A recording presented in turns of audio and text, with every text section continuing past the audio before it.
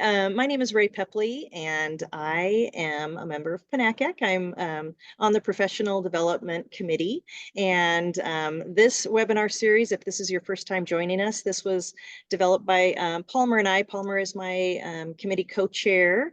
He's wonderful, and you're going to hear from him a little bit today when he introduces our presenters. But so this is PNAC-AK's second year running these webinars, and this is our second to last webinar of this school year. So today you're joining us to hear about disability support services in college. And if you're like me and you've always wondered as a counselor, like, how does this work? Because I don't work in that world and the college setting.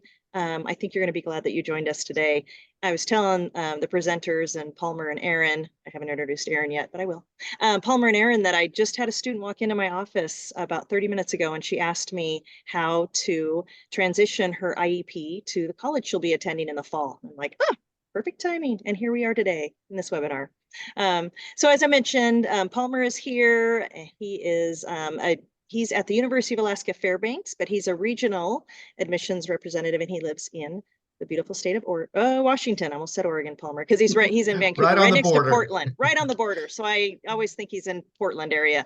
And then Erin is our PNAC-AK tech chair, and she has been, she's amazing. Many of you might recognize her because she used to work in admissions, but now she is a consultant. So she is doing some amazing work with universities, and I think you're even meeting with private families, aren't you, Erin? I am. Yep. She's doing everything, and they're lucky to have her support. But yeah, I'm actually going to turn it over to Palmer so he can introduce our presenters today, and then I'll come back in, and if you want, Palmer, and then kind of share a couple more tidbits before we get started. Does that sound okay? Sounds good. Yeah, no, we're excited about this today. And when we came up with the idea that for this month we wanted to talk about disability support services, honestly, two of the first people that came to mind are our presenters. And so we feel really fortunate that Claire and Amber were willing to get on board. Didn't even hesitate, which was awesome. So Amber Cagwin is actually one of my colleagues at University of Alaska Fairbanks.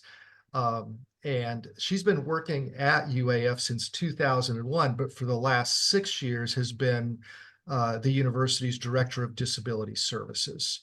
And I'll just give a personal testimony to say that I've just been so impressed with our Office of Disability Support Services and how accessible and open-handed they are. And I speak as the father of 5 kids, 4 of whom have disabilities of one type or another, so I'm kind of sensitive to this.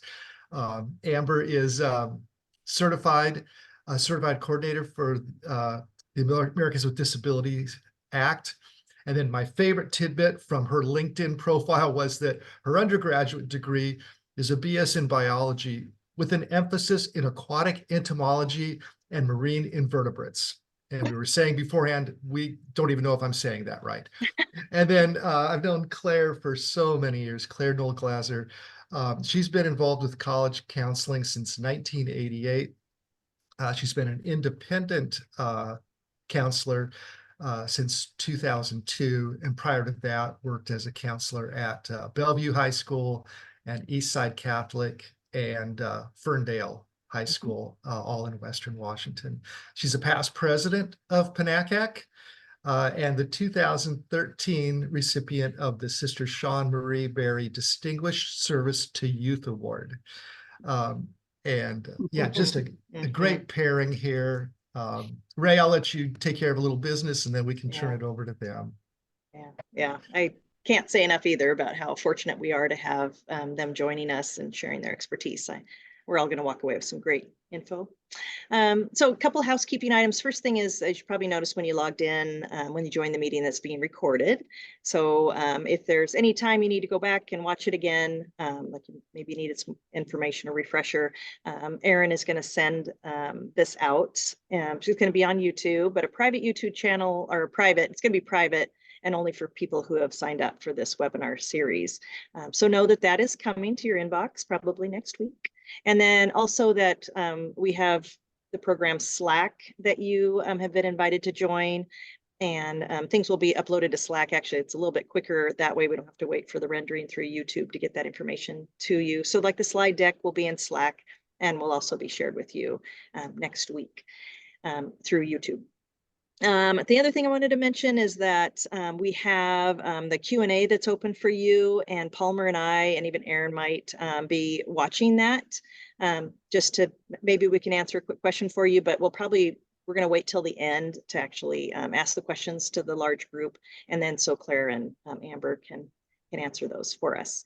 Other thing I wanted to mention, you might have seen on that we have one more Counseling 101 webinar, which is in April. So in about a month, we're going to have tips for advising our college athletes. And we will be, we have several presenters joining us that day. They're from the Boise State University Office of Eligibility, NCAA eligibility. So they're going to join us for that last webinar. And I have an email going out to you guys very soon that is going to ask for your advice and ideas on what can we offer next year for webinars. We want to keep this going, so we need your ideas. So please watch for that email and that quick questionnaire. We like I said, we'd just love to know your thoughts. Okay, and then the next thing is we wanted to invite all of you to attend PNAC-AK's conference in Salem that will happen in June, or sorry, May, the end of May. So there's still time to sign up. And I believe the scholarships are still open. I'm sorry, I might have lost track of that. But I was a scholarship I'm pretty recipient. sure the scholarships form is still available. Okay, Yeah. still available. Wait. Sorry. Oh, Claire's shaking her head. No, it's no. not. The deadline passed. Oh, But sorry, missed it. Yeah, but the Thanks, early bird registration deadline, which does offer a bit of a discount, is tomorrow. Oh, okay. Yes. Please join us. I went Thank a you, few years Claire. ago. It was, yeah. Thank you, Claire. I should have looked that up before I even brought this up. I'm sorry. That's embarrassing. But please join us. We'd love to see you there. It's a really great conference. So, okay. I think I've taken up too much of our time. So we're going to turn it over to Claire. We appreciate you, Claire. Thank you, Claire and Amber. Great. Well, thanks for having us. I'm just getting the screen. There you go. So one of the things that Amber and I talked about when we were planning this session is when Amber has a lot of really good information to share, I'm just the pretty face, just kidding. But I'm going to watch the Q&A as we go along, because Amber indicated that she wants there to be some dialogue. So we're not going to just wait until the very end to bombard her with questions. So I just wanted you to feel free to put things in the Q&A, and we'll be going through those as our time goes on. Hang on, there you go. So Palmer and already introduced us, and so we can skip that part of who we are. So Amber, could you go ahead and talk about what we're going to be covering today? Sure, yeah. So we're going to be talking a little bit about the approach to the college search process for students with learning disabilities and differences. We're going to be reviewing how students can access the student support services at the college level, and then what kinds of supports are available. There's quite a variety of services, either through a disability resource or services office, as well as the college in general. And then we're also going to be looking at resources for you and for families. So turn it back over to Claire. Great, thanks a lot. So as Palmer mentioned, I've worked as an independent counselor since 2002, and prior to that worked in high schools. So have a fair, quite a bit of experience working with students who have learning differences. And my experience with students with learning disabilities, learning differences, has primarily been related to education, not about physical impairments. So I just wanted to be clear about that. And one of the things that I've experienced with a lot of students that I've worked with over the years who have learning differences is they're anxious about going to college because they're not sure, based on the challenges that they have, whether or not they're going to be able to be successful in that setting. And one of the things that I've come to believe is that understanding their diagnosis and how they learn best, and self-advocacy are the three most important indicators of success in college based on my experience. And it's like I always want to be realistic, and I want to be empowering. And one of the things that I often say to high school students is, because of the learning disability that you have, a lot more about yourself and how you learn best than I'll just say like a neurotypical student does. I really want to be affirming and supportive of them as they explore their post-secondary options. One of the things that I really enjoy doing with students is looking at the summary and recommendations of their educational testing, because to me, that's where the nuggets lie as far as what we want them to be self-advocating on. And one of the things that I often say to students that my friend Bob Dannenhold, who also had a long career working with students with disabilities, would say is, the nice thing about going to college is that there are a lot of professors that they have great skills in one particular area, like they may know marine invertebrates like nobody else, but have a hell of a time balancing their checkbook. So it's like everybody has strengths and weaknesses, assets and challenges, all of that.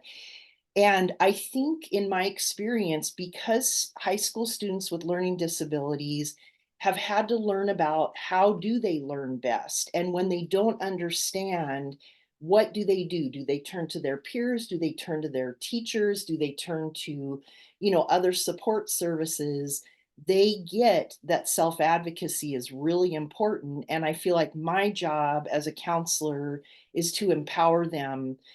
They are not their diagnosis, it's just a part of who they are. And I think a lot of us may see students choose to write about their learning disability and their experience with struggling in school and their diagnosis and what they've learned about themselves as a part of their college essay. And I think that can be a really empowering experience for them as well. So we know that in order for people to receive accommodations based on testing at college, that testing needs to be adult normed. So what you want students to do is once they hit age 16, that's when they bump into that adult norm testing.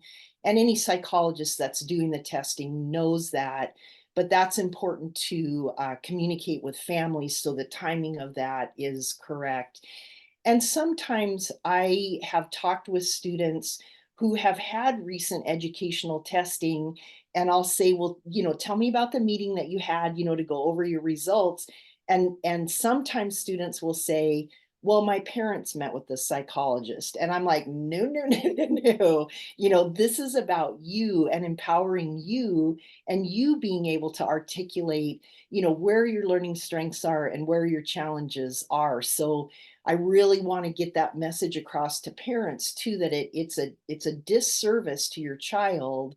And I also think there might be some, shame or fear, on the part of the parents, but we really need to have the student developing their self-advocacy skills.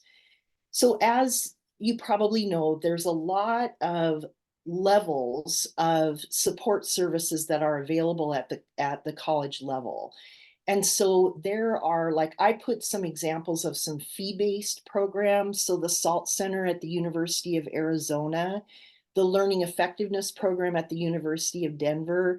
And then I also mentioned Mansfield Hall, which is an off-campus residential program. I know they have a site in Burlington, Vermont, and I think in Madison, Wisconsin, Eugene, Oregon. They might have a couple of other sites as well. But that is a program that is completely off campus. It's residential. So they're not officially affiliated with a particular university, but they provide a variety of social, emotional, as well as academic support for students. So those are, and then there's like Landmark College, Beacon College, you know, that you have to have a learning disability to be able to even be admitted, you know, to Landmark and Beacon. And so those programs, the SALT Center, LEP, those are programs that are helping students with their learning, not accommodations in the actual classroom. Because to receive accommodations related to the learning, that's when you talk to Amber or someone in the Disability Support Services office on the particular college campus. And those services, and Amber, I don't want to steal any of your material, but those are not typically fee-based. They are, students have access to those. So one of the things that is good to understand is classroom accommodations are coming from disability support services, residential accommodations, housing and disability support services, and then those outside of the classroom supports can even include like the you know, the writing center, or any kind of tutoring, you know, that's available to all students, as well as specialized support services. So one of the things that I encourage my students to do is when they're working on their college research is to definitely include understanding what kind of support services are available at their particular colleges that they're looking at. And it's great when students can visit, or they can certainly do, you know, a Zoom meeting as well, is to set up a meeting with the Disability Support Services office, somebody in that office, bring their testing, their documentation with them so they can get an understanding of, if I came to your school, what kind of support services would I be able to access? How would I access them? And in my experience, people that work in those offices are, they're very practical and realistic and incredibly supportive and encouraging. So for students that have anxiety, it's like, who doesn't have anxiety about, you know, making the transition to college? But they can understand that there's a place on campus that's going to appreciate and value them, you know, for who they are. So there is a little bit of information here that I wanted to share with you. Let's see if this is going to work. Hopefully I didn't mess this up too much. And you are going to have access to this recording and the links, obviously. But this is a resource that I really like, just talking about the differences between high school and college. And I'm not going to go through this because there's a lot of information here, but it's a nice tool that you are able to use with your students to help them understand. And this can be used for any student, you know, whether they have a learning difference or not. So that's a great tool. And then another one, the other link on that slide goes to this one. So this is specifically from the Disability Accommodation and Success Strategies Office at Southern Methodist University. But this is really great stuff when we talk about how do you empower your student, what's their role and responsibility, and you know, what's your role as a parent. And so obviously when you click on any of these, there's more information available there. And right. And so I know that Amber will talk about some of this other stuff. And basically the bottom line on that last slide there is we want students to be weaving their safety net before classes begin. Sometimes students may have the mindset of, you know, well, I had an IEP when I was in high school, and when I go to college, I'm just going to start over, and I don't want anybody to know that. And that can lead to a disaster. And so we want to talk with them about, how do you go into school with that safety net woven underneath you? Who are key people in that safety net, as opposed to getting to school and then getting stuck in this downward spiral and really struggling to be able to come out of that. So Amber, I'm passing it over to you. Yeah, thanks. Great intro and setup for what I'm going to be speaking about. So I really appreciate all the information you provided, Claire. And I think that the SMU site is great info, and I encourage folks to look at different schools' websites about what their requirements are going to be, because it is going to vary from school to school and how strict they are on some things. But we're just going to talk about some generalities and not necessarily school specific items for how a student would get accommodations in college. One of the things that Claire just mentioned, that some students don't want to get those set up right away when they go to school. They want to try and do it on their own. I think that's very noble. I want students to be able to be successful and independent, but accommodations aren't typically retroactive. And so if a student doesn't set up those supports to start with, even if they decide not to use them right away, if they're not in place, it can take a little while to get those going. So even if they start to struggle in a course and then need to get those set up, it could be another month before they can actually get those implemented. So I encourage students to do that early on and then determine if they want to use them or not. So just let's dive into the material. So, in college, the focus on accommodations is to give equitable access to students who are enrolled in courses. We want to make sure that they are all the communication, all of the information, they're able to receive that in a way that works for them. And they're also able then to display to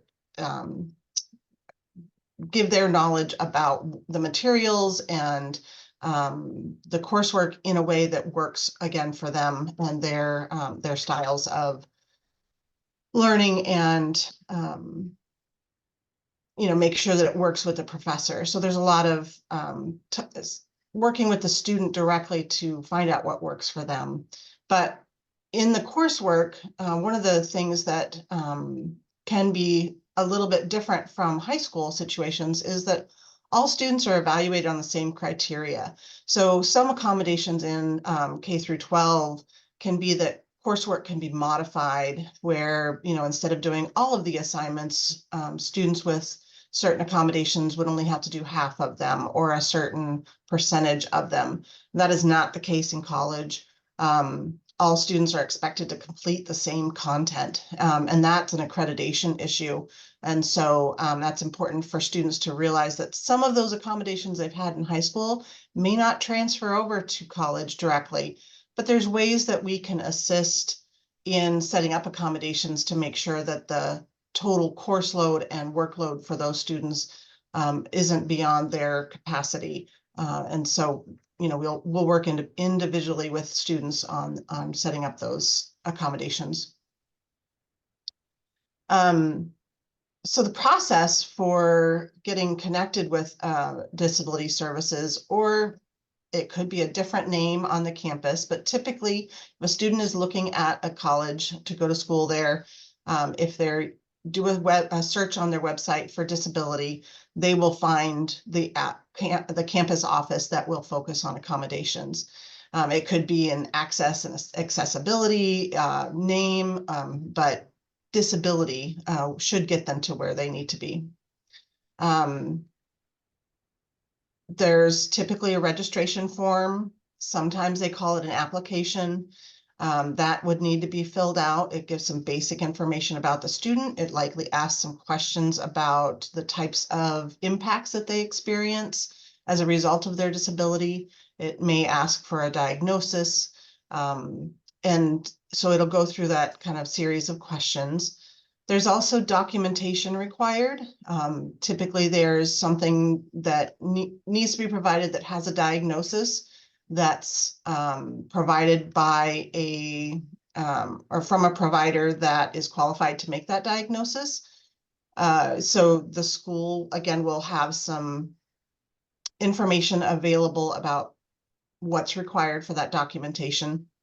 And it can range. There's all sorts of different types of materials that can be provided for documentation, and we'll get into that a little bit later. After that the documentation is provided and the application's turned in, or the registration form, there's going to be a meeting with the staff there to talk about the impacts that that student specifically experiences. Because as you likely know, just because you're diagnosed with something doesn't mean that your experience is the same as the next person that's diagnosed with the same thing. They can vary widely. So we want to know particularly what's going on with that specific student so that we can help them in their courses.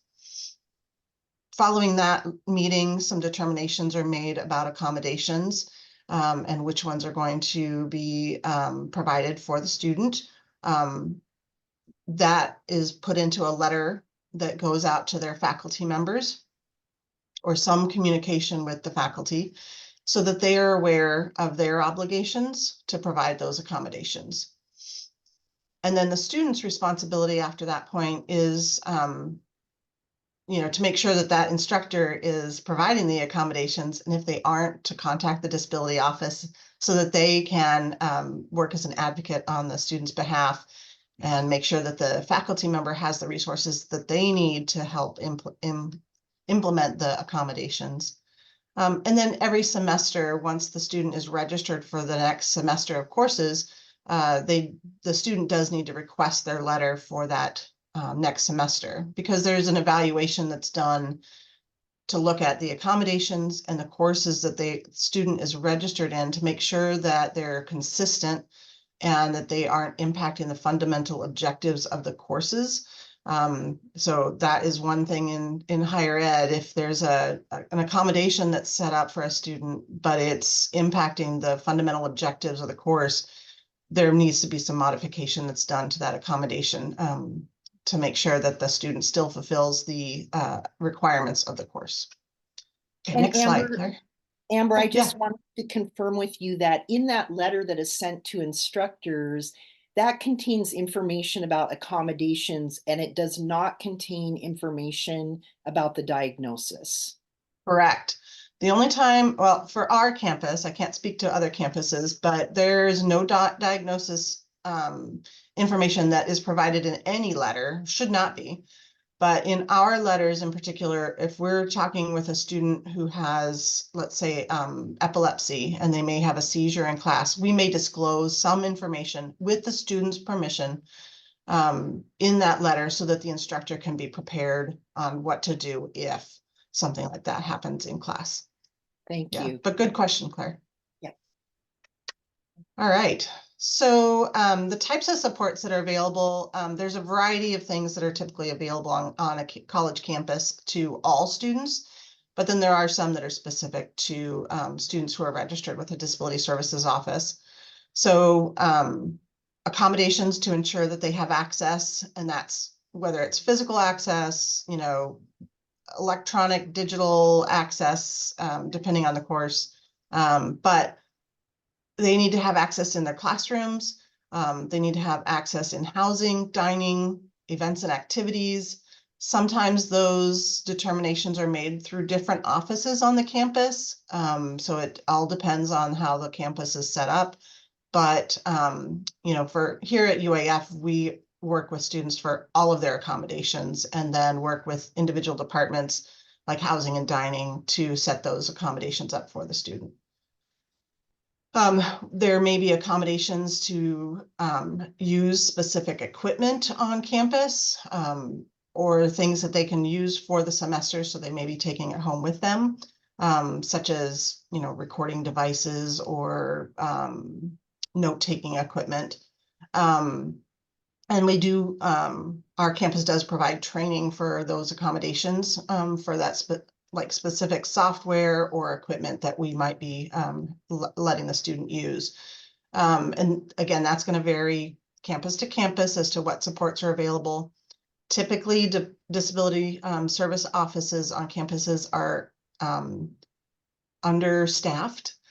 So the people working in those offices wear a lot of hats. And so, you know, that's why I'm saying that those services may be provided somewhere else, but you'll just have to look at the specific campus to find out what they have going on. And so then there's supports available for all students that typically in K through 12, the student may have received as part of their IEP, things like tutoring or, you know, some coaching types of work. There may be equipment that is loaned out to them, you know, but it can be from other areas of campus as well. So like on our campus, all tutoring goes through the departments, or there's specific tutoring centers. And our Student Success Center also provides peer coaching and that sort of thing. So there's some options. So they don't always come through our office. Sorry. So what kinds of accommodations are potentially out there? You know, in the classroom, students may, and this is all going to be dependent upon the impacts that the student experiences. So it's very individualized, but students could potentially record lectures, get note-taking assistance, get seating options, whether it's proximity to the instructor or like a different type of chair or desk. Depending on the needs, they might be able to take their emotional support animal into class. That is not typical, but it's a possibility. There could be alternative texts offered to the student, whether it's electronic, in Braille, so forth. Captioned videos, if somebody is deaf or hard of hearing, they may have an ASL interpreter, or potentially even use computer or tablet for notes. In a class where an instructor is like, no electronic devices. Well, nope, in this case, they get to. For testing, it could look like extended time on exams, and that time length would be determined individually based on what the student's experiencing. They could have a distraction reduced environment for testing. They might have somebody who is acting as a scribe for their exams, or reading their exams aloud for them, or using a screen reader for exams. Or there could be an alternative testing method. So, you know, where some instructors say, you know, it's paper-based, they're going to have to handwrite everything. Well, not everybody can handwrite. So they may need to type or vocalize their exam answers and responses. So we'll look at different testing methods for them. For housing, students may need a single room. They may need a facility with a bathroom or a kitchen included. They might need a space that doesn't have stairs or a roll-in shower. They could need a flashing doorbell. They might need an ESA. And again, this is just a sampling of things that could be offered. In dining, they could have a modified meal plan if the staff in the cafeteria are able to provide, you know, safe foods and surfaces for students who might have a restricted meal plan or meal requirements, food requirements, you know, where allergies and that sort of thing might come in. Or if that dining facility can't meet those needs, they may be exempt from the meal plan requirements. So again, that's just dependent on what's available. And again, just a small sample of things. And in terms of service animals should not ever be needed as an accommodation. If a student has a service animal, they are able to use that service animal just as they would use a cane or a wheelchair. It is a tool for them rather than seen as like an animal, even though it is an animal, but it should be able to go anywhere that student is eligible to go as a student within the campus. But again, different schools have different rules on that. So that's something to definitely look into if a student has a service animal. Okay, Hopefully next it's slide. not an emotional support moose in Alaska, right? No, moose won't fit in the dorm rooms, that's for sure. Right. You can barely get the student into the dorm rooms. They're so small sometimes. Very good. So documentation, a little dive into documentation. The requirements may vary by school. The best practices that are set up by our professional organizations are becoming less and less stringent on documentation. So again, the rules at your school that the school that the student is looking at may vary. But the student is responsible for providing that documentation. That's very different than in the high schools where the school is required to help the student get that documentation. So documentation could be an IEP or a 504 plan if the diagnosis is included and it's signed by a person qualified to make that diagnosis. And again, rules will vary. So just take this with a little bit of a grain of salt. So psychological evaluations would work really well. And Claire had mentioned those, being on the adult scale is really beneficial to the student, specifically if that student is going to be taking SATs, ACTs, anything where there is a national standards board that's going to review whether or not that student's going to get accommodation. The documentation typically has to be within 3 to 5 years of the student requesting those accommodations. So if it's not current, it's not going to be eligible as documentation to qualify them. So just keep that in mind. And some schools also hold that standard, not all of them. Physician's notes can be helpful, especially because it's easy to have a doctor sign off on that as well. It could be documentation from, their medical records, their printed history, that should work as well. Other documents, sometimes the VA, and this is for older students, granted you probably likely wouldn't be working with these kinds of students, but if somebody has been in the military and has been diagnosed with a disability as a result of them being in the military, there may be VA documentation that can be provided. Or a school might have a verification form that can be sent to a provider to get that information. So that might be available as well. And if the student doesn't have documentation, I would still encourage them to go through the registration process and talk to the Disability Services Office, because a lot of times provisional accommodations can be put in place for those students. And that means that they would have some time to get the documentation that they need. The priority or the main, informational piece for providing accommodations should be the student's voice as far as like what they have experienced. And so by listening to the students and working through what accommodations have worked for them or where their struggles are in their learning process, we can determine potentially what accommodations can be put in place for a short time period, usually 1 or 2 semesters, while they get official documentation. So it's a possibility. Okay, next slide. So there's definitely some things that or that the students can do to make their transition to college easier. And as Claire mentioned, it's really important for them to learn how their disability impacts them and their ability in particular courses and subjects, especially.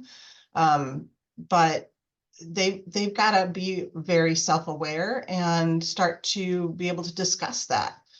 Because in those intake sessions that we talk with students on, their voice is probably the most important piece of this. So hearing directly from them what works and what doesn't, where they struggle, that's super important.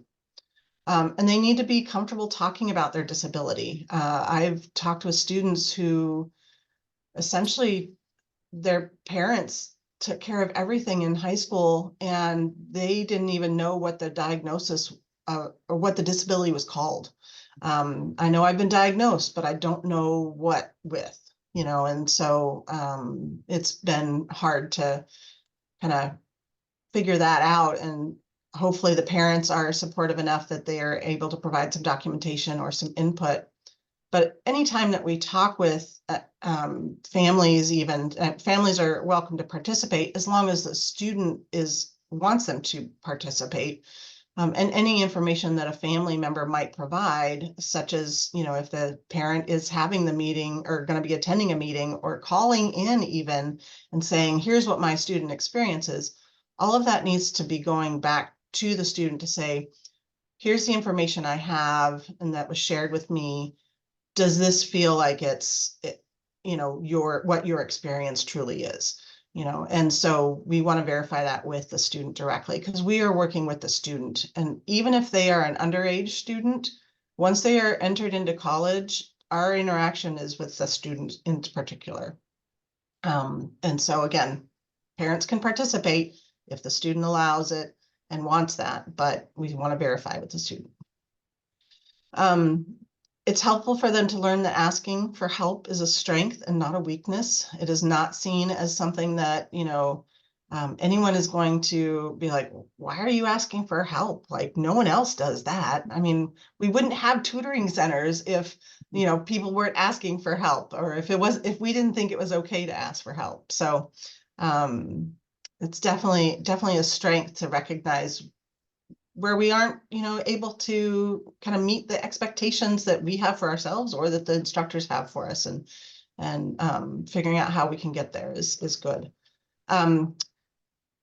They should be approaching teachers or their special ed personnel in the high school if their accommodations aren't working, because a lot of times that's going to help them kind of get set up for success in college, and also be able to identify what really does work and what doesn't work for them. So having those experiences before they get to college is helpful. And they should be utilizing their accommodations at least once so they know what does and doesn't work for them. Some students I've had come through and they will say, yeah, I've had that accommodation for electronic digital textbooks forever, but I never really used it. And I'll be like, well, let's try it and see how this goes. And then they get the electronic textbook and they're like, I had no idea I'd be able to do all these things with my textbook that I can't do with a hard copy. And so just have them try it.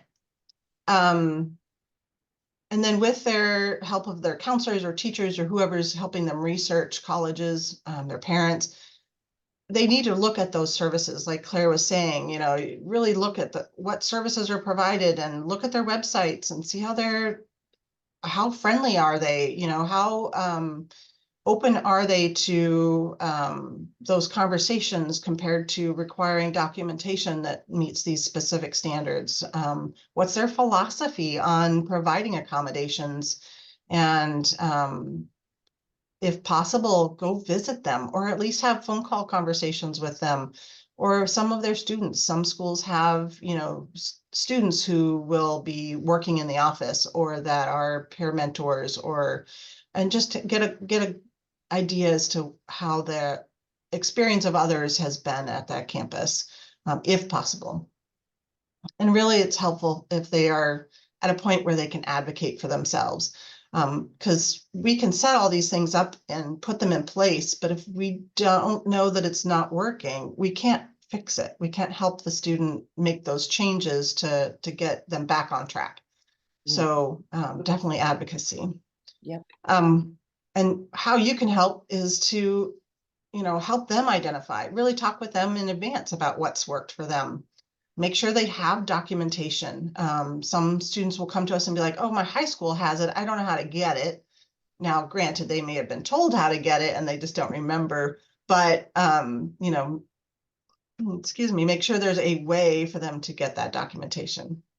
Help them get current testing. I think we've talked about that a little bit, but definitely it is something that students struggle with when they get, especially to the point where they're now graduating from college and want to go into a graduate program.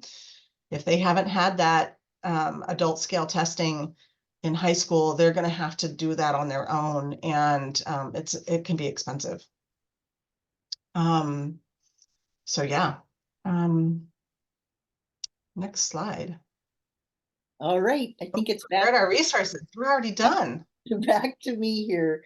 So Actually, this is perfect timing. This is what we wanted so that we had time for questions. So yeah, absolutely. So here are a variety of resources that are available, and all of these are hot links. And I wanted to show you, this is from Landmark College, and you can read the title of it yourself.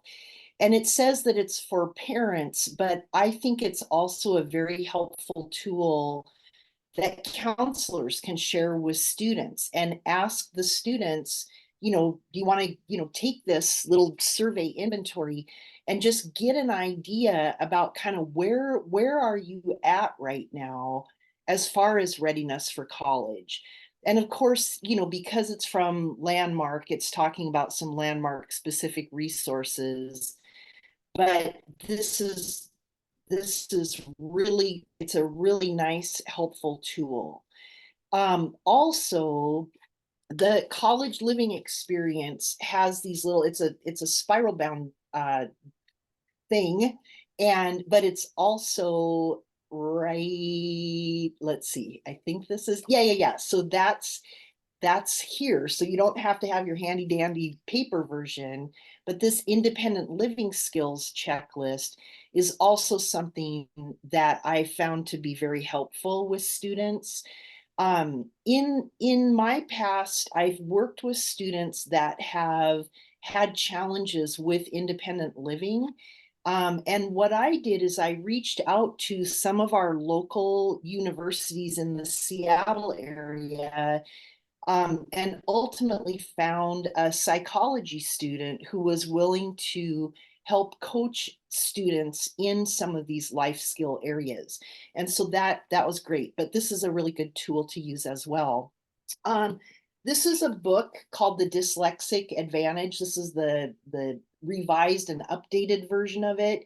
And this was a book that really helped me when I first read it a number of years ago. It really helped me understand dyslexia a lot more. And it also helped me see the great gifts and strengths that students with dyslexia have. And so I highly recommend that book, that you can see the authors are listed there. And then this is a book that's been around for a long time. It's the K&W Guide to Colleges for Students with Learning Differences. But what I also found recently is this Campus Disability Resource Database, and that looks like this. And on the left-hand side, you can see that you can put in a variety of filters. And then what happens is, let me see if I can, it's not, I don't want to burn time showing you how magic it is, but what you can do is, obviously, there you go. So you can look at, so here's University of Alaska Fairbanks. And when you click on the disability office link, I did get a few 404s from various colleges, link not found or site not found. But what it does is it takes me straight to the Disability Services office at UAF, and gives me information there. And so I'm kind of feeling like this website may be a better tool than the hard copy book, but they're both good resources to consider. And then this talks about the differences between high school and college, in, like it says here, in legal comparisons.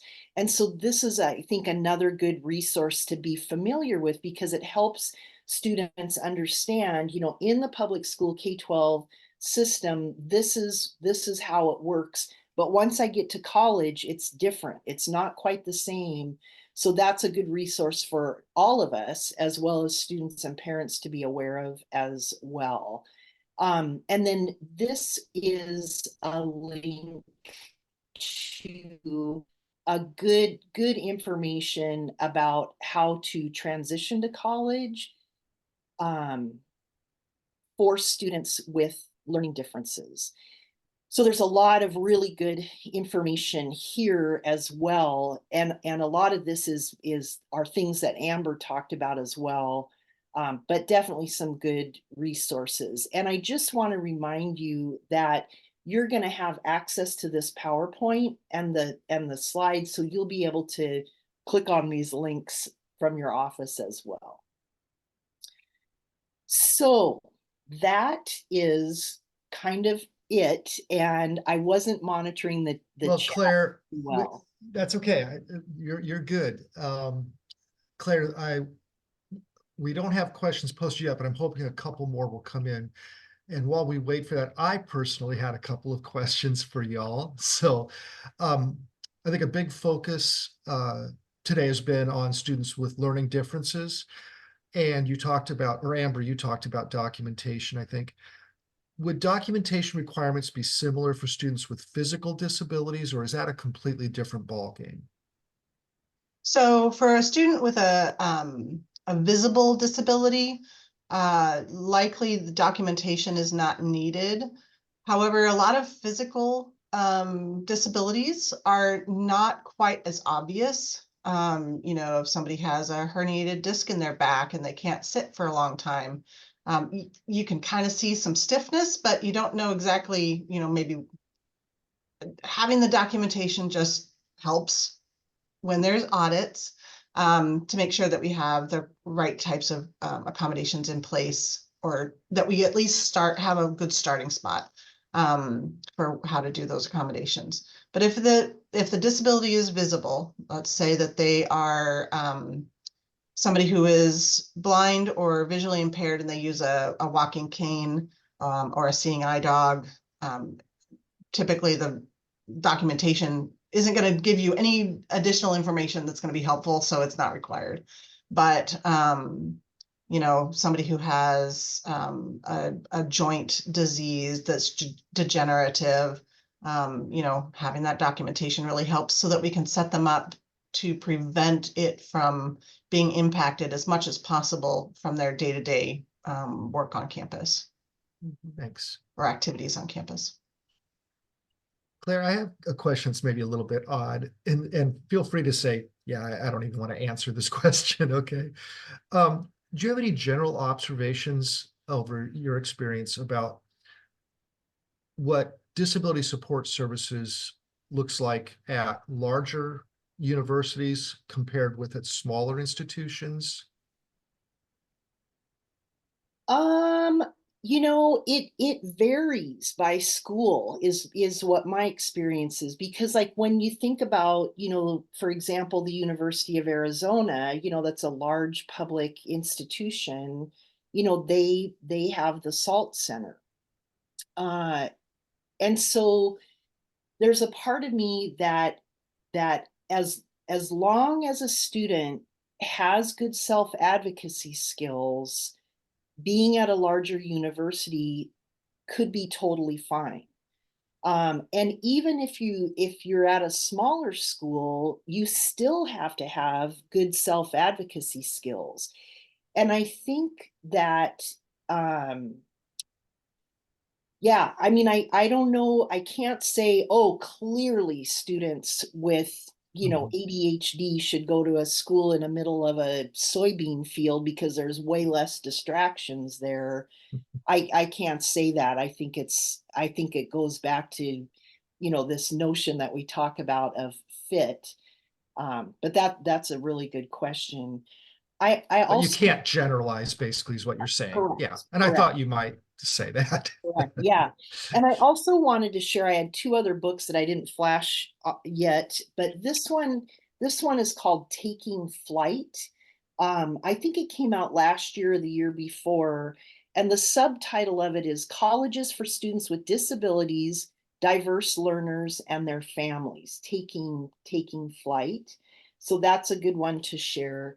And then if you are in the situation where you want to learn more about executive skills and interventions and ways that things that you might suggest to students that they may find helpful, this is a book called Executive Skills in Children and Adolescents, a practical guide to assessment and intervention. And so for me, I'm not on the assessment side as much as the intervention.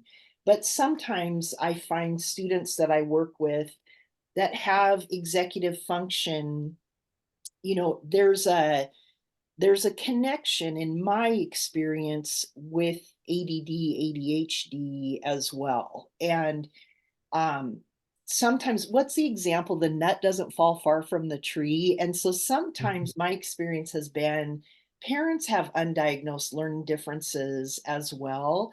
And that may be where when I talk with parents that are reluctant to do some further testing with their child, you know, I'm in a position where we get to engage in conversation about that and trying to help them understand that, you know, just because you had a terrible experience doesn't mean that your child is going to. And having a label, which parents sometimes are like, I don't want my kid labeled because then people are going to think they're dumb.